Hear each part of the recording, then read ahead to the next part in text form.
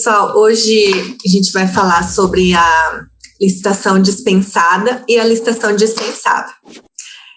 Só antes de começar, eu vou dar um recadinho que a gente vai fazer um bloco de 1h15 de aula, depois 15 minutos de perguntas, dúvidas, aí depois mais 1h15 de aula e mais 15 minutos de perguntas e dúvidas, tá bom?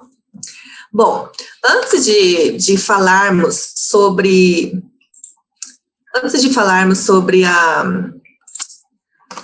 a parte da licitação dispensada e a licitação dispensável, vamos falar da contratação direta. Por quê? Essa licitação dispensada e dispensável fazem parte da contratação direta, tá? Então, para vocês poderem entender melhor e ligar uma coisa com a outra, tá? Vamos lá. Só um minuto. Acho que travou aqui.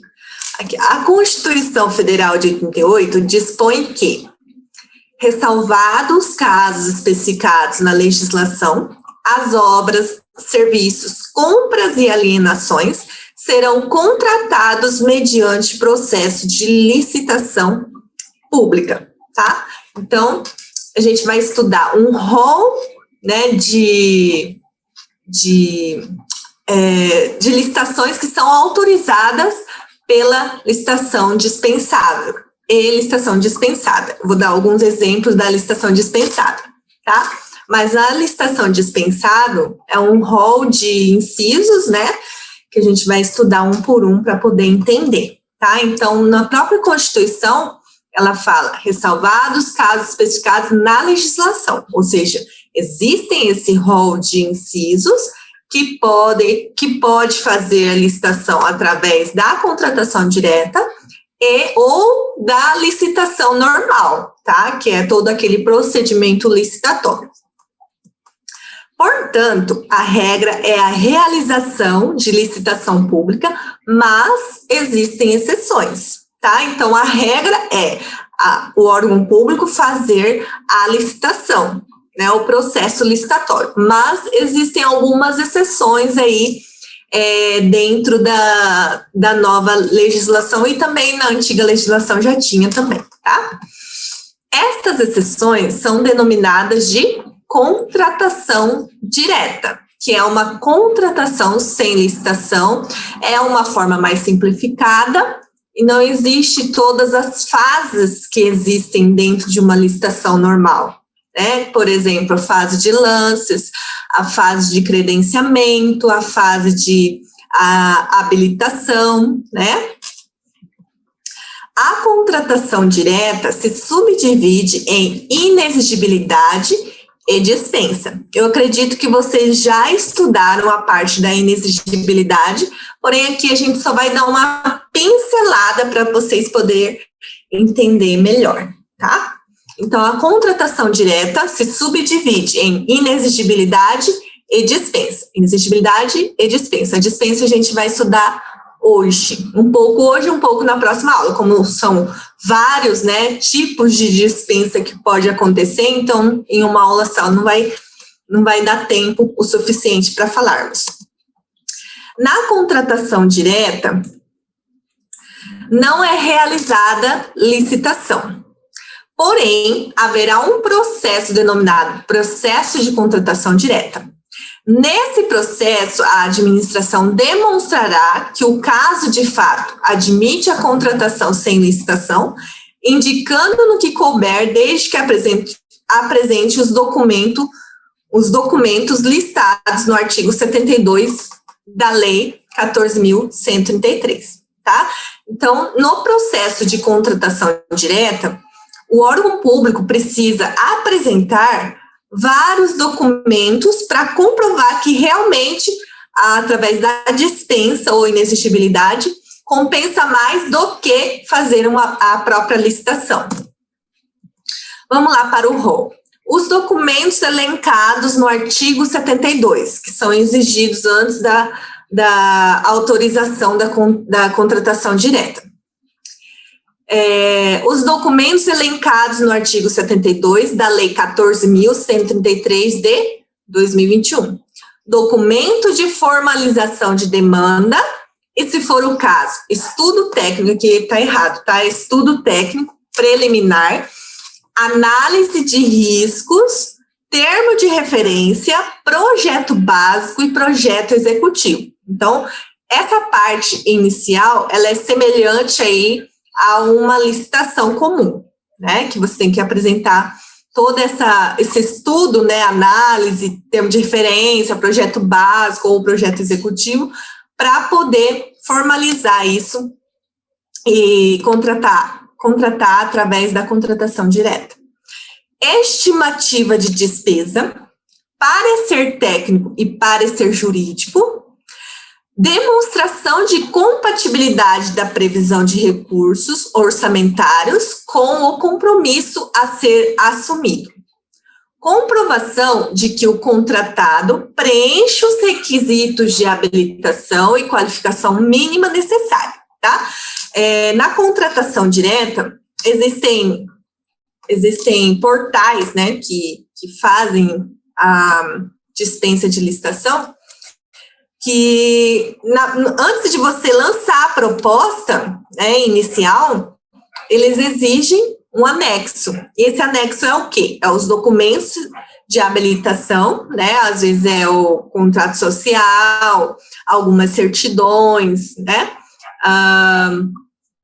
O índice do balanço e a qualificação técnica também, né? Que seria o atestado ou o cadastro em algum conselho, né? Então, existem licitações, contratações diretas que exigem isso antes de você cadastrar uma proposta, tá?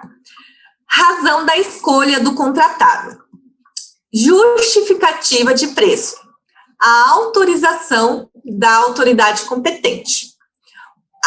O ato que autoriza a contratação direta ou o extrato decorrente do contrato deverá ser divulgado e mantido à disposição do público em sítio oficial eletrônico, tá? Seja no portal da prefeitura, seja no portal de compras do órgão, né? Às vezes é o Comprasnet, às vezes é o BLL, às vezes é o Licitações, depende qual que é o portal que ele escolheu para fazer esses tipos de procedimento, tá? Mas esse ato que autoriza a contratação direta ou o extrato deverá ser divulgado para o público, né, em sítio oficial eletrônico.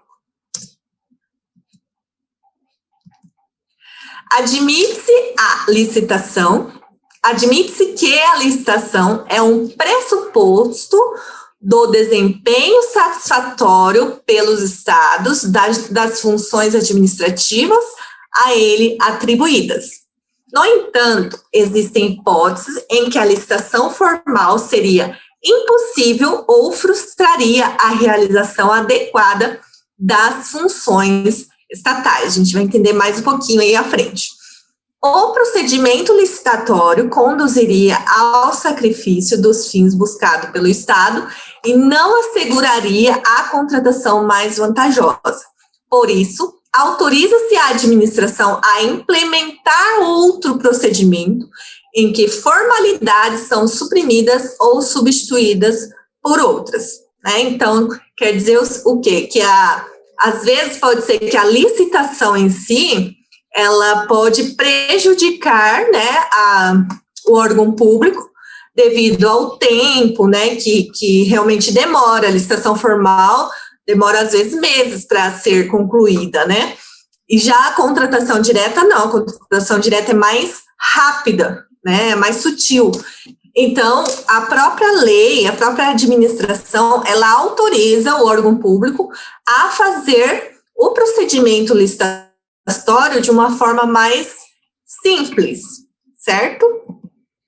A contratação direta não significa o afastamento dos princípios básicos que orientam a atuação administrativa, nem autoriza escolhas prepotentes ou arbitrárias, tá? Então, independente se vai fazer através de licitação formal ou contratação direta, a administração deve seguir os princípios básicos da licitação, né, que é a legalidade, a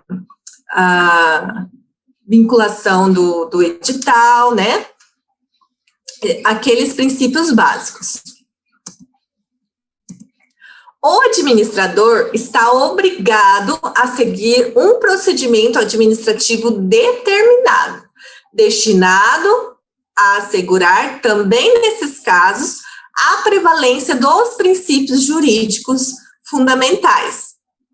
Permanece o dever de realizar a melhor contratação possível, dando tratamento igualitário a todos os possíveis contratantes, tá? Então, o princípio da igualdade, né, o princípio da publicidade, o princípio da proporcionalidade, né? Então, todos esses princípios devem constar dentro de uma contratação direta também, tá?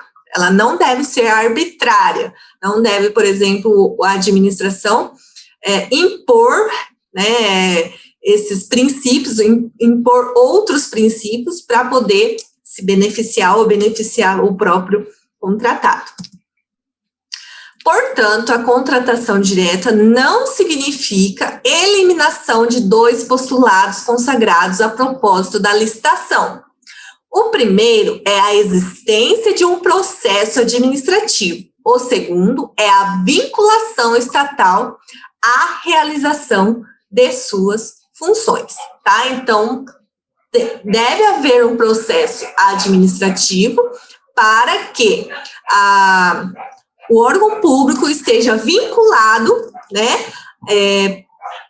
para a realização, né, desse procedimento aí de licitação. Segundo a tradição brasileira, há duas modalidades de contratação direta, que são a dispensa e inexigibilidade de licitação. É inexigível a licitação quando a disputa for inviável. Havendo viabilidade de disputa, é obrigatória a licitação, excetuado os casos de dispensa imposta por lei. Então, quando a licitação é inexigível, né, quando não pode haver uma disputa de uma licitação, o órgão público deve contratar uma empresa através da inexigibilidade, tá? Diferente aí da dispensa. Tá? A dispensa é quando há competidores, né? Há empresas interessadas, né? Há empresas que atendem aquele tipo de objeto, aquele tipo de necessidade. Em termos práticos, isso significa que a administração deve verificar primeiramente se a licitação é exigível ou inexigível. Excluída a inexigibilidade, passa-se a verificar se estão presentes os pressupostos da dispensa da licitação. A dispensa pressupõe uma licitação exigível. A inexigibilidade deriva da natureza das coisas, enquanto a dispensa é produto da vontade legislativa. Esse é o motivo pelo qual as hipóteses de inexigibilidade indicadas em lei são meramente exemplificativas, enquanto as dispensas são exaustivas, tá? O que quer dizer isso? Quando um órgão público está precisando de um produto ou de um serviço específico e que apenas uma empresa atende, né, ele vai fazer através da inexigibilidade. Mas esse tipo de produto, esse tipo de necessidade está no rol lá da lei? Não. Né? Então, são apenas exemplificativas, são exemplos que pode acontecer dentro de um órgão público. Enquanto na dispensa, vai haver empresas interessadas, vai haver empresas que atendem aquele tipo de objeto, inclusive o rol de necessidades, né, do órgão público vão estar dentro da legislação, tá? Então, a inexigibilidade indicadas em lei são meramente exemplificativas, enquanto de dispensa são exaustivas, tá bom? é que somente a dispensa de licitação é criada por lei. Logo, a ausência de previsão legislativa impede o reconhecimento de dispensa de licitação. Então, se não tiver dentro da lei, se eu quero contratar alguma coisa e não estiver dentro da dispensa, eu não tenho nenhuma possibilidade de fazer através da dispensa. Eu sou obrigada a fazer através da licitação em si, licitação formal, tá bom? Vamos falar agora da dispensa de licitação e licitação dispensada, tá? Falamos sobre contratação direta, os subníveis, né? Dispensa e inexigibilidade. Agora vamos falar da dispensa e licitação dispensada, tá? A dispensa você vai encontrar no artigo 75 da lei e a licitação dispensada é no artigo 76, que fala sobre alienações de bens. Tá? A gente vai ver mais detalhes logo daqui a pouco. Não apresenta maior utilidade a distinção entre licitação dispensada e dispensada. A diferença foi afirmada sob a vigência da Lei 8.666, tomando em vista o teor literal de dois dispositivos. A terminologia foi mantida pela Lei 14.133, o que autoriza a reafirmar o posicionamento. Então, já existia essa diferença aí de dispensa de licitação e licitação dispensada lá na 8.666, tá? E aí, na 14.133, ela só reafirmou o posicionamento. O artigo 75 trata da dispensa de licitação por compras, serviços em geral, obras e serviços de engenharia, além de algumas outras figuras peculiares que a gente vai estudar. Já o artigo 76 trata de alienação de bens e se vale pela expressão licitação dispensada. Tá? Então, na legislação, você não vai encontrar sobre a licitação dispensada, você vai encontrar no rol do artigo 76 o que pode ser utilizada pela licitação dispensada, tá bom? Em ambos os casos, o legislador autoriza a contratação direta. Essa autorização legislativa não é vinculante ao administrador, ou seja, cabe ao administrador escolher entre realizar ou não a licitação. Essa competência administrativa existe somente nos casos do artigo 75. Aliás, e se não fosse assim, o artigo 76 conteria hipótese de vedação de licitação. O que quer dizer isso, gente? No artigo 75, existe o rol lá da licitação dispensável, certo? O legislador, ele pode escolher entre a contratação direta por dispensa ou uma licitação formal. Já no artigo 76, ele não tem essa liberdade de escolha. Ele tem que fazer através da contratação direta, tá? Ele não tem escolha para fazer através da licitação formal. Bom, então, o administrador só tem escolha no rol lá do artigo 75 da Lei 14.133, tá bom? Que é dispensável a licitação, que é a dispensa de licitação, tá? A distinção mais profunda entre os casos do artigo 75 e 76 relaciona-se com outro aspecto. É que o artigo 76 disciplina a hipótese de alienação de bens e direitos, enquanto o artigo 75 contempla regras gerais acerca de contratos envolvendo compras, obras e serviços. Nada impediria, porém, que as regras do 76 fossem incisos do 75, né? Mas eles não são incisos do 75, eles são um artigo separado, tá?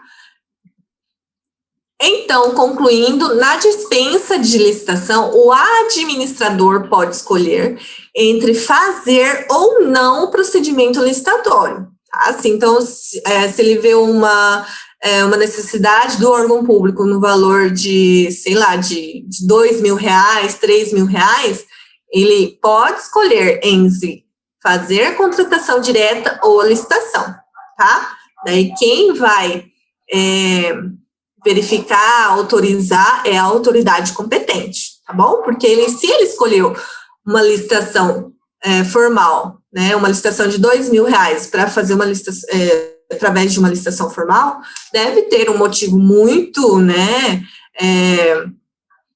muito relevante para poder fazer através direta. E a licitação formal é melhor a contratação direta, porque ela é mais rápida, mais simples, né, não demora tanto, enfim, né.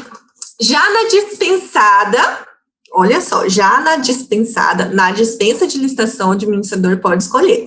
Na dispensada, ele não pode fazer de forma alguma, então ele faz a contratação direta obrigatoriamente, tá? Então, ele faz a contratação direta obrigatoriamente, alienações de bens, né, de direito. Isso é uma construção apenas doutrinária, então, licitação dispensada não existe na lei especificamente, tá? Ela está no rol do 76, que é referente à alienação de bens, tá bom? Então, por isso que é uma construção apenas doutrinária, são os doutrinadores, né? Vamos lá, viabilidade, vamos começar aí o artigo 75, falando aí sobre a viabilidade de competição. A dispensa de licitação é consagrada por lei para situações em que é viável a competição. Se não é viável a competição, deve fazer através da inexigibilidade, tá bom?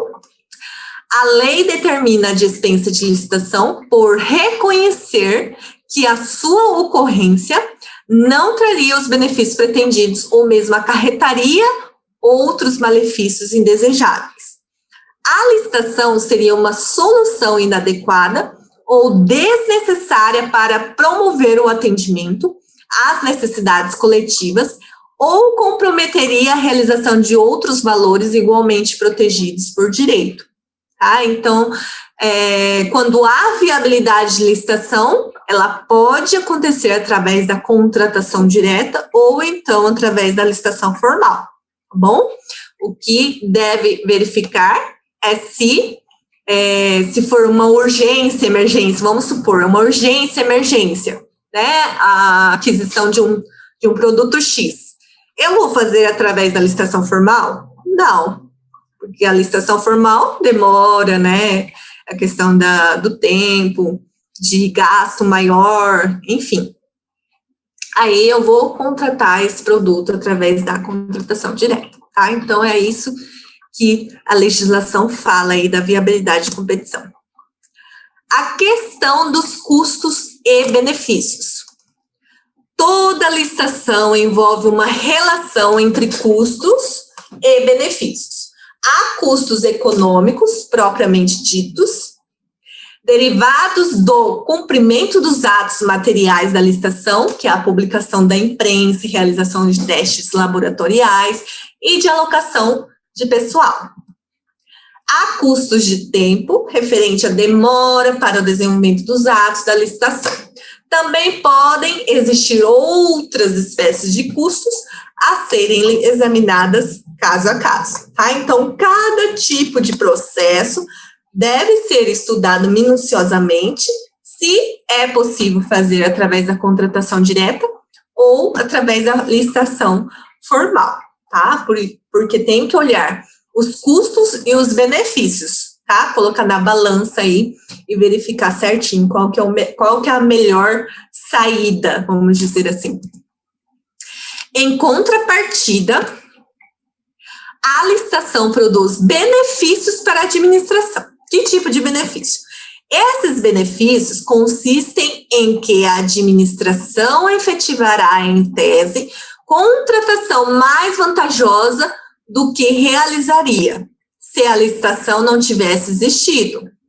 A dispensa de licitação decorre do reconhecimento por lei de que os custos inerentes a uma licitação superam os benefícios que dela poderiam advir, né? Então, de qualquer forma aí, a dispensa de licitação é mais vantajosa, né? Porém, existem benefícios também de uma licitação formal, como, por exemplo, contratar a proposta mais vantajosa, né? Pode ser que na contratação direta há fornecedores bem menores, né, em questão de quantidade, do que a uma licitação formal, tá? Princípio da proporcionalidade na dispensa. Todas as hipóteses de dispensa de licitação apresentam em comum a característica de previsão legislativa. Não se admite a criação de um caso de dispensa sem lei assim dispondo, tá? Então, não existe aquele rol da lei do artigo 75, é um rol que deve ser cumprido, não existe além daquilo, tá? Então, isso que é o princípio da proporcionalidade na dispensa. É evidente que isso não implica reconhecer a possibilidade de uma lei instituir arbitrariamente os casos de dispensa. A lei é indispensável, mas a validade da previsão legislativa depende da presença de elementos fáticos e jurídicos que legitimem a decisão de dispensar a licitação. Nesse ponto, é essencial destacar a relevância do princípio da proporcionalidade. A hipótese de dispensa da licitação somente será válida quando existir um juízo de proporcionalidade que dê suporte à disciplina legal adotada, tá? Então, na dispensa, também o que ele está falando, né, que mesmo tendo aquele rol, né, de dispensa no artigo 75, de casos de dispensa, a legislação, a validade legislativa depende da presença de elementos fáticos, de elementos concretos, tá, e jurídicos que legitimem a decisão de dispensar a licitação, tá? Então, pode ser que existem alguns incisos lá que caiba dentro de uma necessidade de um órgão público, porém, não é viável fazer através da dispensa, né? Deve haver uma análise mais minuciosa para ver se compensa ou não fazer através da dispensa de licitação, tá? Nesse sentido também que a legislação impõe o princípio da proporcionalidade. Dispensa eletrônica, que é baseado no decreto 10.024 de 2019, que é o novo decreto do pregão eletrônico, tá bom? O decreto 10.024 de 2019 estabeleceu, no âmbito da administração pública federal, a obrigatoriedade da observância de procedimento eletrônico para hipótese de dispensa para contratações versando sobre objeto comum, tá? Que essa questão de objeto comum, ela é muito, vamos dizer assim, que não é muito concreta, né? Eu vejo que o objeto comum é tudo aquilo que nós, pessoas, utilizamos no dia a dia, né? É uma necessidade comum entre as pessoas. Então, quando o objeto for comum e vai fazer através da dispensa, a administração pública federal, de acordo com o decreto, deve fazer uma dispensa eletrônica, tá? É a mesma coisa, a mesma ideia lá do pregão eletrônico, tá bom? Quando o objeto é comum, o órgão público faz através do pregão, seja eletrônico ou presencial, mas nesse caso aqui estamos falando da dispensa eletrônica, tá bom? Observância pelos demais entes federativos. A disciplina do Decreto 10.024 de 2019 é extensiva a contratações promovidas pelos demais entes federativos, que é estadual e municipal, e autarquias, né, fundações, empresas públicas, sociedade de economia mista, quando envolverem recursos provenientes de transferências voluntárias da União, tá? Especificamente aí vamos dizer que é municipal e estadual, tá? Porque quando é federal, ela é obrigatória, né? E quando é municipal e estadual, se recebe recurso provenientes da União, é obrigatório também fazer através da dispensa eletrônica. Ficou claro aqui? Vamos lá. Contratação com valor reduzido. A Lei 14.133, de 2021, fixou os valores para a limitação da obrigatoriedade da licitação. Trata-se de decisão discricionária do legislador. A Lei 8.666, com disciplina do Decreto 9.412, previa a dispensa para contratações de obras e serviços de engenharia com valor de até R$33 mil para compras e outros serviços com valor de até 17.600.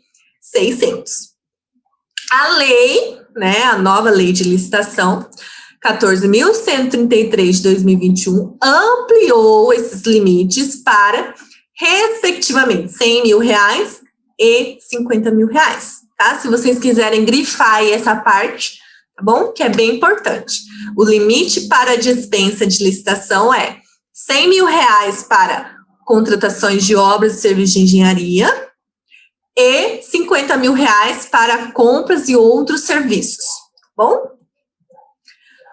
O artigo 182 da Lei 14.133 determina incumbir ao Poder Executivo atualizar anualmente os valores fixados na lei. A atualização deverá observar a variação do IPCA. Isso aqui é muito novo dentro de uma legislação da licitação, tá? A gente ficou anos e anos com aquele limite de valor, né, de 17.600 e R$33 mil, né? Então, agora é 100 mil para obras de engenharia e 50 mil para compras e outras compras e serviços. E a variação será de acordo com o IPCA, tá bom? Ó, ele vai ser atualizado anualmente, tá bom? Adoção da contratação direta. Admita-se que o órgão ou entidade promova a contratação por dispensa, fundada no valor inferior aos limites da lei.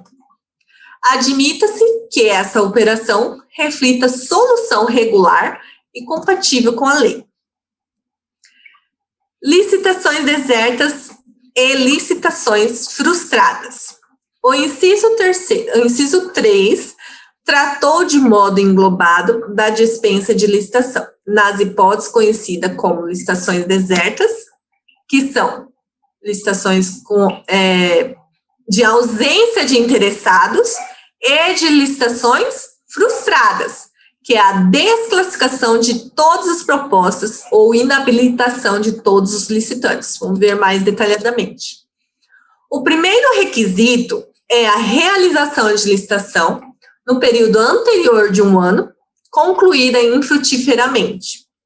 Pressupõe-se, portanto, uma situação que originariamente comportava a licitação, a qual foi regularmente processada. Não se aplica o dispositivo quando a licitação anterior foi eivada de vício e daí derivou sua anulação. As previsões do inciso 3 retratam em grande medida imposição decorrente do princípio da eficiência, tá? Então, se houve uma licitação na ausência de interessados, que é a licitação deserta, ou uma licitação frustrada, desde que não haja, né, um vício, né, dentro do processo licitatório, ele pode fazer através da dispensa de licitação, tá bom? E o outro requisito é que a realização de licitação no período anterior de 1 ano, tá bom? Então, não pode aí ficar prolongando muito, porque daí perde esse tempo aí da dispensa de licitação, tá? O problema não é realizar uma nova licitação, mas repetir uma licitação que já foi processada regularmente. Há uma presunção de inutilidade de repetir a licitação. Haveria desperdício não apenas de tempo, mas de recursos públicos. Mas a licitação anterior era viciada, não é possível extrair tal presunção, tá bom? Então, a própria legislação, ela fala que, pela interpretação, né, é inútil o órgão público, ir licitando novamente, repetir a licitação, né, repetição de licitação, toda vez que der como deserta ou frustrada. Então, para não acontecer muita repetição, a própria legislação, ela autoriza a dispensa de licitação daquele processo que já estava sendo realizado, tá bom? Agora, se houve algum vício, né, um vício insanável, né, então, se houve algum vício, essa presunção não acontece, tá? Esse procedimento aí não acontece, tá bom? Assim, supõe-se que os prazos mínimos de publicidade não tenham sido cumpridos e ninguém tenha comparecido para formular proposta. Anulada a licitação, não é admissível a contratação direta com base no inciso 3. Em suma, a aplicação desse inciso pressupõe a validade e irregularidade da licitação anterior. Então, se for anulada a licitação, ela não pode reabrir através da contratação direta, tá bom? Somente se admite a contratação direta, fundada no inciso 3, quando houver a preservação das condições originais contempladas no certame anterior. Então, as mesmas condições que o órgão público deixou no edital, no termo de referência da própria licitação formal, ela será utilizada na contratação direta, tá bom? Então, por isso que quando anula um edital, ela não pode ser feita através da contratação direta, porque o edital está anulado, ao menos que refaça todo o processo aí licitatório, tá bom? A alteração das regras da disputa ou a modificação das regras quanto à execução das propostas afasta os requisitos para a contratação direta e impõe a observância de um novo procedimento licitatório, tá? É o que eu falei aqui, exatamente. A ausência de interessados, é o inciso 3, a linha A, tá? Se não me engano, vai até a linha M de Maria. A linha A autoriza a contratação direta na hipótese de ausência de interessados, que é a licitação deserta, ou ausência de propostas válidas em licitação anterior, ou propostas, ou documentações, ou licitantes inabilitados, tá? Então, ausência de propostas válidas em licitação anterior. Uma das hipóteses é a ausência de qualquer interessado em participar do certame. Trata-se de uma situação objetiva, cuja constatação não propicia maior controvérsia. A linha A do inciso 3 autoriza a contratação direta também no caso de ausência de propostas válidas. Nesse caso, houve o comparecimento de um ou mais licitantes, formulando propostas para disputar a licitação. É diferente de licitação deserta, tá? Nesse caso, houve pessoas participando da licitação, estavam lá presentes, né, na sessão, porém, nenhuma proposta estava válida. tá? Vamos supor que sei lá, eu vou chutar aqui, que alguma descrição esteja incorreta, que a marca não exista, né, ou que a marca ela não atenda aquele tipo de objeto, enfim, existem N fatores, né? Ocorre que nenhuma das propostas preencheu os requisitos legais e editalícios de validade. Todas elas foram desclassificadas, o que impossibilitou a contratação, tá? Então, nesse caso, ao invés do órgão público repetir a licitação, ela pode fazer através da dispensa, tá bom? Então, ela tem essa escolha entre a repetição do certame ou fazer através da dispensa, que é a contratação direta, tá bom? Deve-se reputar que o dispositivo também se aplica na hipótese de inviabilidade de obtenção de proposta aceitável, em vista da inabilitação de licitantes. A situação é similar àquela da ausência de propostas válidas, tá bom? Então, no caso, houve participantes, porém, nenhum tipo de documentação, né? Houve a fase de lances, houve a fase de negociação, né? Então, houve até a fase de aceitação da proposta. Porém, quando chegou na fase de habilitação, o pregoeiro verificou, a comissão de licitação, os agentes, né, de licitação, como são chamados na atual lei, eles verificaram que a empresa licitante vencedora não atendeu os requisitos da habilitação. E aí passou para o segundo colocado, para o terceiro, para o quarto e assim sucessivamente, né? E nenhum dos licitantes atendeu os requisitos do edital. Então, houve a inabilitação desses licitantes. Aí o que acontece? A licitação é frustrada, tá? E aí o órgão público ele pode repetir essa licitação ou então fazer através da dispensa, que é a contratação direta. Quanto ao preço excessivo, há alguns aspectos obscuros que prevê a desclassificação das propostas de preços inexequíveis ou que permanecerem acima do orçamento estimado, tá? O que quer dizer isso? Existem algumas,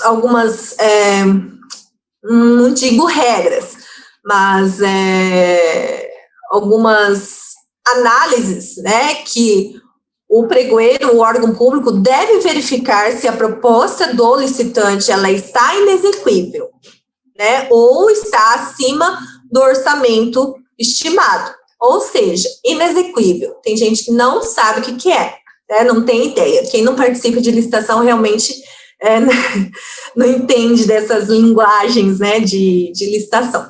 Mas inexequível é quando o valor, né, que o licitante vencedor deu é muito abaixo do mercado, ou é muito abaixo do valor estimado, do termo de referência, tá? E o que é permanecerem acima do orçamento estimado? Aquele licitante vencedor apresentou uma proposta acima do valor do termo de referência. Dentro do termo de referência existem valores, né, que são a média do orçamento que o órgão faz. Né? Aí o que acontece? O vencedor, ele não vai ser adjudicado, ele não vai ser homologado, essa licitação não vai ser homologada, porque o licitante vencedor colocou um valor acima do orçamento estimado, tá bom? A aplicação do dispositivo em caso de desclassificação por preço excessivo pressupõe o exaurimento da negociação com todos os demais licitantes classificados, tá? Então, vamos supor que existiu 10 empresas participando de uma licitação, né, do item 1. Aí o licitante que ganhou, que é o vencedor, né, da fase de lances, estava com valor muito acima do estimado. Aí, essa mesma negociação passa para o segundo colocado, passa para o terceiro, passa para o quarto e assim sucessivamente, tá? Até que alguém atenda os requisitos aí, principalmente do valor do edital, do termo de referência, tá bom? Contratação de propostas de valores excessivos. Vamos falar do inciso 2.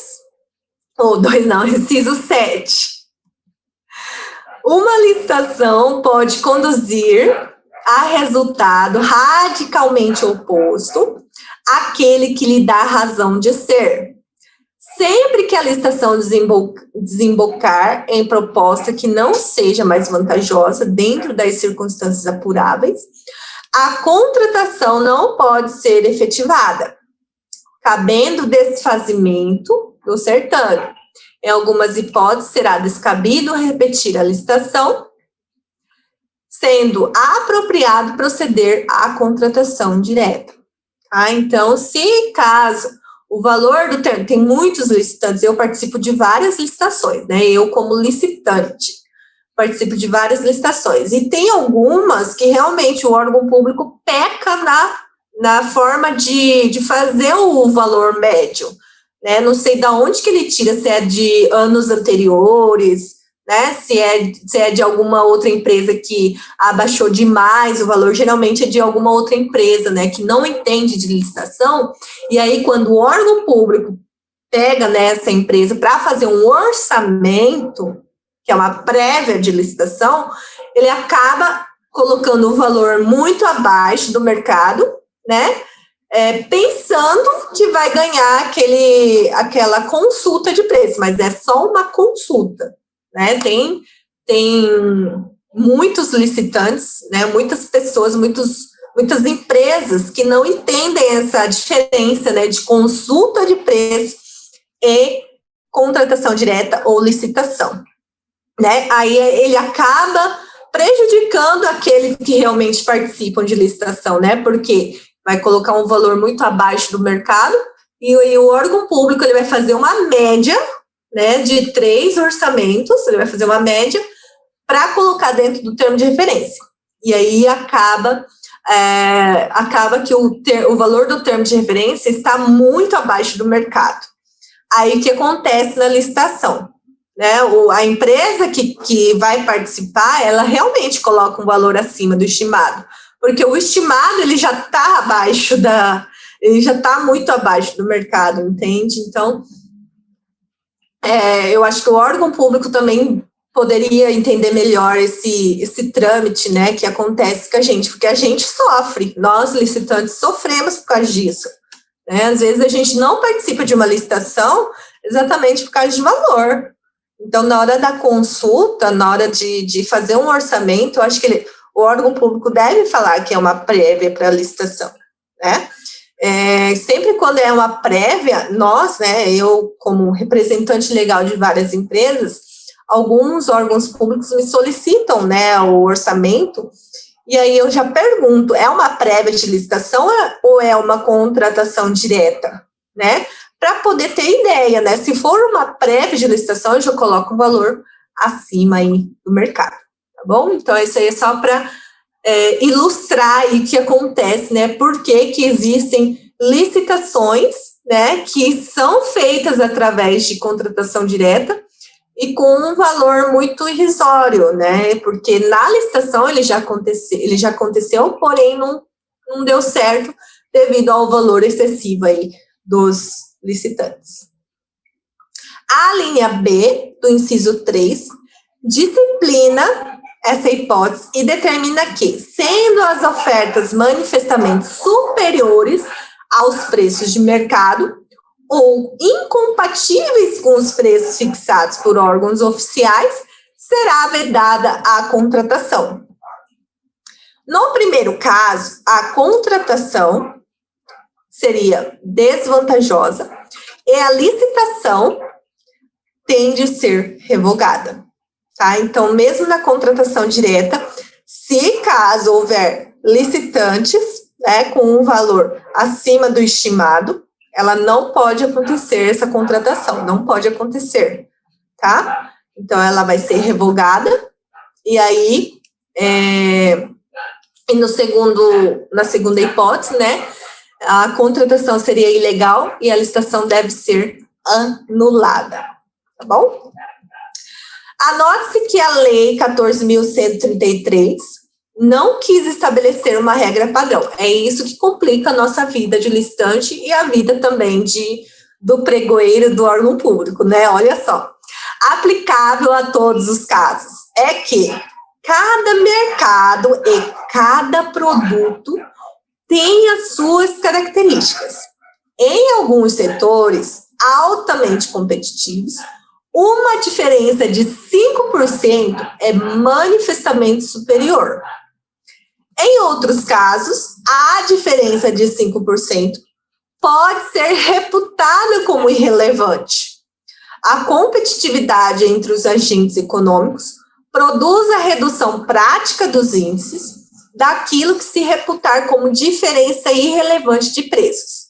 Incumbe à administração, por isso, examinar as condições de mercado e adequar a sua decisão às peculiaridades cabíveis, né? Às vezes há uma proposta que é inexequível para a empresa A, ela não é inexequível para a empresa vencedora. Porque tudo isso depende, né? Realmente depende do fornecedor que ele pega, depende do estoque que ele tem. Às vezes ele quer difundir todo o estoque dele, né, acabar com o estoque dele de uma empresa, é claro que ele vai vender um pouquinho abaixo do mercado, né? E aí isso é muito, existe essa variação, né, de caso para caso, tá? Então, 5%, um exemplo aí, 5% pode ser inexequível para um ou inexequível para outro. Inciso 4, a linha A. O inciso 4 do artigo 75 contém 13 alíneas. Aqui que eu confundi, né? Que até a letra M, mas é o inciso 4, né? Não é o inciso 3, não, tá? Desculpa a falha minha. O inciso 4 do artigo 75 contém 13 alíneas versando sobre temas diversos. A escolha quanto à técnica legislativa comporta críticas, eis que eleva a complexidade formal do tratamento, sem qualquer vantagem prática. Bens necessários para a vigência da garantia. Inciso 4, a linha A. Tá? Todos esses incisos que eu estou falando são aquele rol, né, de incisos que é possível fazer uma licitação, uma contratação direta através da dispensa, tá bom? Então, vamos lá. Bens necessários para a vigência da garantia. Vamos lá. No caso da linha A, do inciso 4, a administração pública efetiva a compra direta de componentes ou peças de procedência nacional ou estrangeira, vinculados a equipamentos anteriores adquiridos. Vamos mais à frente para poder entender melhor. As contratações diretas previstas no dispositivo apresentam cunho acessório ou complementar relativamente a outros contratos, tá? A acessoridade decorre não apenas de os objetos adquiridos não terem utilidade autônoma, como também porque há exigência de um contrato anterior versando sobre um contrato principal. Mas as contratações diretas apenas estarão autorizadas quando forem condição imposta pelo fornecedor para manter a garantia ao equipamento anterior fornecido. Essa exigência, obviamente, somente poderá ser respeitada quando expressamente constante da proposta originariamente formulada pelo fornecedor por ocasião da aquisição do equipamento principal, tá? Então, para manter, né, existem situações aí não sei dar um exemplo prático aí para vocês. Mas o que a legislação fala? Para manter uma garantia de um equipamento, ele deve ser contratado, né? O equipamento deve ser adquirido somente para manter os equipamentos adquiridos anteriormente, tá? Então, vou dar um exemplo aí, que às vezes pode ilustrar aí a cabeça de vocês.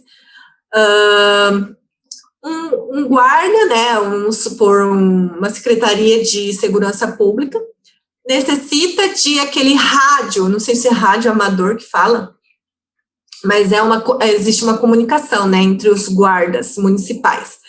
E aí ele pega esse rádio e distribui para os guardinhas. Só que alguns estragam, alguns, né, roubam, né, ou faz algum extravio. E aí a Secretaria de Segurança Pública, ele precisa adquirir esses rádios para poder manter a segurança da população, manter a segurança também do próprio guarda municipal, né? E aí o que ele faz? Ele faz uma contratação direta, porém ele deve ser adquirido, né? Ele vai adquirir esse produto através da contratação direta e deve ser aquele tipo de produto, porque se eu colocar um outro tipo de rádio, ela não vai ser compatível com os outros guardas, certo? Então, é nessa ideia aí, tá bom? Só que aqui a gente está falando da garantia. Então, é a mesma, a gente faz uma analogia, né? A garantia que eu preciso de um produto, né? Se eu preciso daquela garantia, então eu preciso contratar, né, ou adquirir um produto semelhante ou igual a esse, para manter a garantia, tá bom?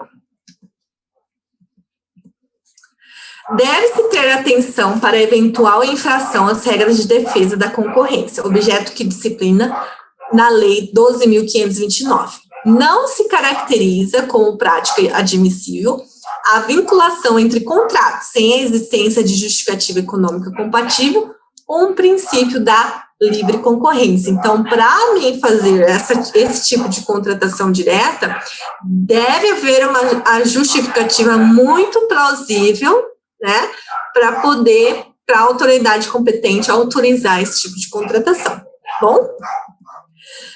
A empresa que subordina uma contratação à realização de outra infringe o postulado de concorrência leal. A modalidade de abuso de poder econômico somente é viável à exigência do fornecedor quando as peças originais apresentem alguma qualidade especial que se relacione direta e causalmente com o funcionamento eficiente do equipamento, tá bom? Então, mesmo com esse tipo de necessidade específica, não deve fugir da concorrência, tá? Porque se não existir uma concorrência, eu não estaria fazendo através da dispensa, certo? Vamos lá, objeto vinculado a acordo internacional. Esses incisos, ela é muito específica, né, de acordo internacional, de segurança, de bens tecnológicos, tá? Mas é importante vocês estudarem, tá? Às vezes pode ser que eu não explique como exemplos, mas eu vou tentar explicar da melhor forma possível para vocês poderem entender, tá? O dispositivo pressupõe a existência de acordo internacional, estabelecendo as condições vantajosas para a administração relativamente a contratações. Exige-se a existência de um acordo entre o Brasil e entidade estrangeira, que disponha sobre condições preferenciais para a contratação. É indispensável que tal acordo tenha sido aprovado pelo Congresso Nacional. Então, esse dispositivo é a existência de um acordo internacional, que é entre o Brasil e a entidade estrangeira. E outra qualificação é que esse acordo internacional deve ser aprovado pelo Congresso Nacional, tá bom? Os tratados internacionais, uma vez ratificados pelo Congresso Nacional, incorporam-se ao direito interno, em nível hierárquico, idêntico aos das leis ordinárias. Logo, todos os tratados internacionais futuros que disciplinarem contratação direta serão válidos. A existência expressa do dispositivo se justifica para eliminar qualquer dúvida, inclusive quanto à vigência. Vamos lá. Logo, todos os tratados internacionais futuros que disciplinarem contratação direta serão válidos. A existência expressa do dispositivo se justifica para eliminar qualquer dúvida, inclusive quanto à vigência de regras especiais sobre contratações diretas, contidas em tratados internacionais anteriores à vigência da Lei 14.133 de 2021. Vamos lá. Produtos para pesquisa e desenvolvimento. Em princípio, o conceito de pesquisa deve ser interpretado amplamente, evitando preconceito quanto ao objeto da atuação desenvolvida, mas não se pode admitir que, sob o pretexto do desenvolvimento pesquisa, a instituição desempenhe a atuação de mercado, beneficiando-se da disposição do inciso 4, a linha C, para obter uma vantagem sobre os potenciais competidores, tá? Então, ele está falando que, nesse inciso, né, que é de produtos para pesquisa e desenvolvimento, né, que a necessidade daquele tipo de pesquisa, né, para aquele tipo de pesquisa, né, de algum produto ou serviço, quando há uma competição, né, quando há uma contratação direta, essa empresa que faz a pesquisa ou o desenvolvimento, ela não pode participar, né, dessa contratação para não implicar aí na preferência de contratação, etc. Essas coisas. O desenvolvimento configura-se como uma atividade de obtenção dos resultados derivados a partir de um conceito inovador, segundo teorias, ideias, inventos ou propostas. Embora o silêncio do dispositivo é indispensável que o sujeito estatal seja vocacionado formalmente para as atividades de pesquisa e desenvolvimento. A contratação poderá ser enquadrada na linha C do inciso 4, se a entidade estatal desenvolver de modo contínuo e permanente uma atuação de pesquisa e desenvolvimento. A exigência é inafastável para evitar tanto a simulação de uma atividade de pesquisa como o desenvolvimento de atividades inúteis. Por exemplo, não se legitima a dispensa de licitação, ora examinada, na hipótese de contratação de objeto para satisfação das necessidades de uma repartição administrativa comum, tá? Então, se for fazer, né, através de uma dispensa, não pode, né, contratar objetos somente para satisfazer as necessidades da repartição administrativa em comum. A dispensa de licitação apenas compreende obras e serviços de engenharia que apresentem pertinência com a atividade de pesquisa e desenvolvimento, observados os limites previstos no próprio dispositivo. Tá? Então, para a contratação de obras e serviços de engenharia específico para atividades de pesquisa, pode acontecer através da dispensa de licitação, sempre observando os limites previstos aí dentro da lei. Existe também um limite quantitativo. A dispensa é limitada a contratos de obras e serviços de engenharia de valor até de 300 Se vocês quiserem grifar aí, tá? Transferência de tecnologia, inciso 4, a linha D. O dispositivo dispensa a licitação para transferência de direitos da propriedade industrial ou de cessão do direito à sua utilização. Então, o dispositivo dispensa a licitação para transferência de direitos da propriedade industrial ou de cessão do direito para a sua utilização. Vamos ver mais detalhado aí. A Lei 14.133, de 2021, preocupou-se com uma faceta dos efeitos eventualmente derivados dos incentivos criados.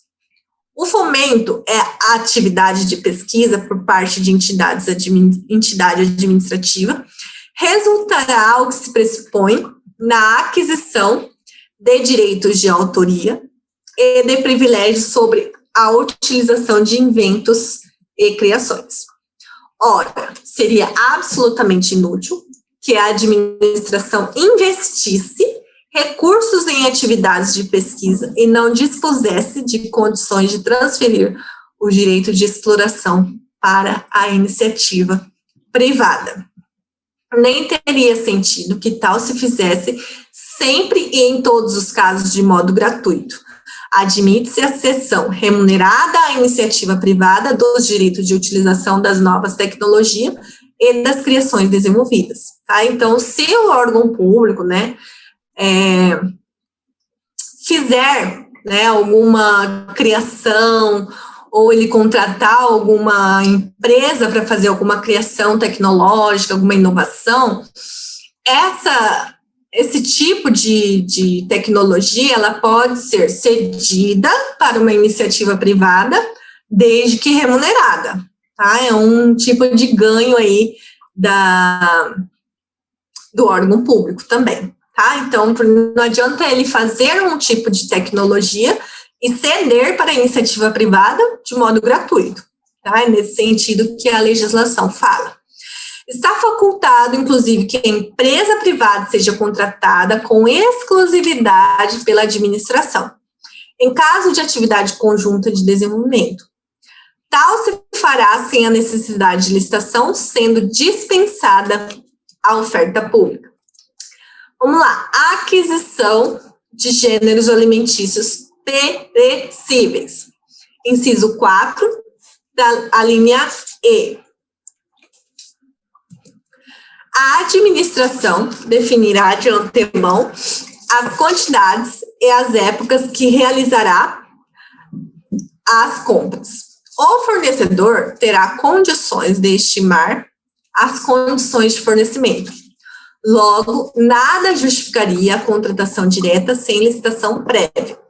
Bem por isso, o dispositivo alude às contratações diretas apenas nos intervalos de tempo necessário à realização do processo licitatório correspondente. Então, o que quer dizer isso? Vamos supor que eu ganhei uma licitação, né, de aquisição de gêneros alimentícios e venceu a ata. Só que essa parte de gêneros alimentícios é uma necessidade diária, correto? Aí, o que o órgão público faz? Ele faz uma contratação, ele faz uma dispensa de licitação por um período X, até que uma outra licitação saia para a contratação desses gêneros alimentícios, tá? Não pode ser através da dispensa de licitação toda vez que necessitar, né, de algum tipo de alimento, bom?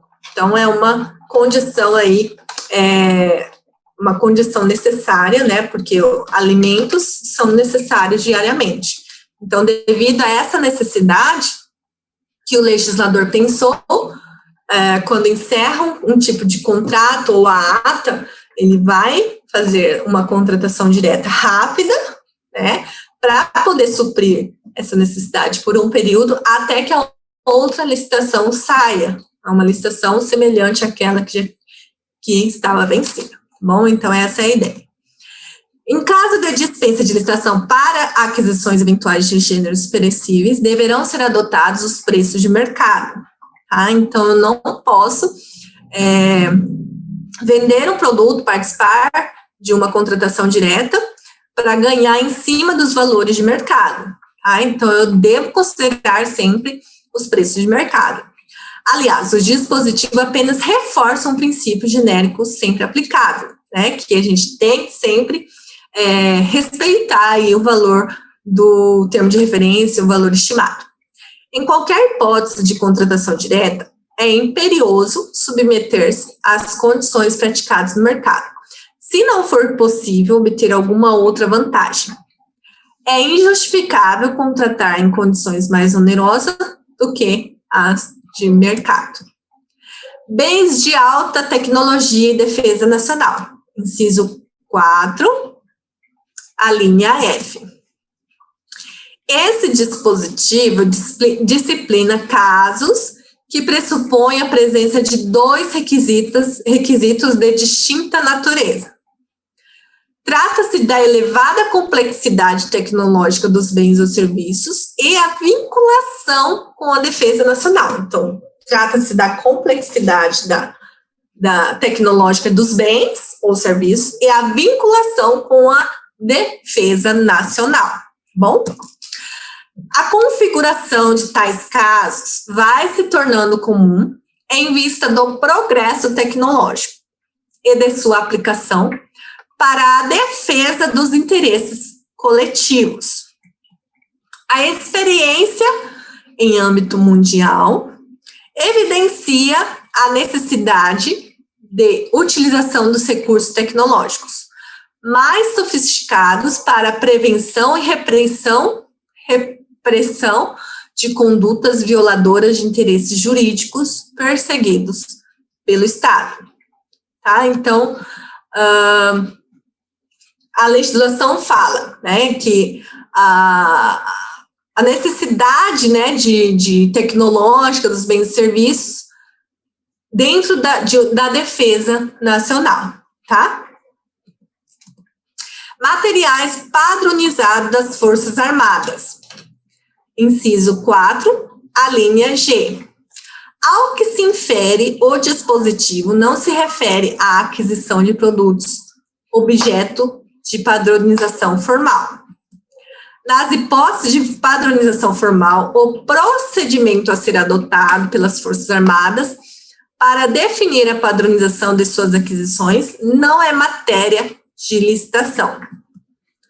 Essa questão se resolve no âmbito interno da administração, devendo ser guiada por critérios rigorosos. A interpretação do dispositivo sempre seria restrita aos casos em que a padronização fosse condição de eficiência da atuação militar.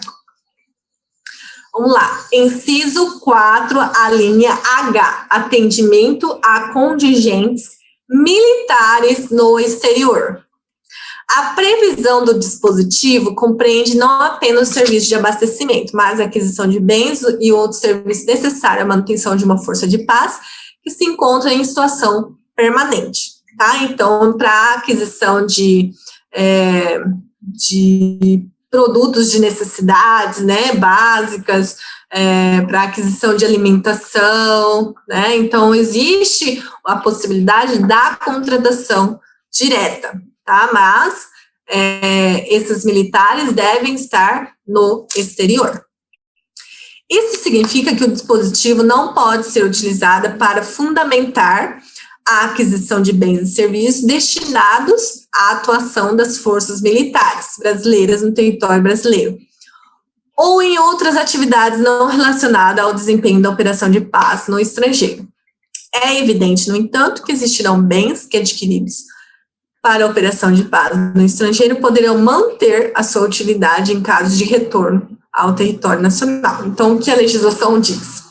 Que quando eu faço uma contratação direta, né, para adquirir produtos para os militares irem para o exterior, e se esses produtos estiverem com eles, né, com esses militares, e eles voltarem para o Brasil, não importa se o produto está com ele ou não. Se estiver com ele, beleza.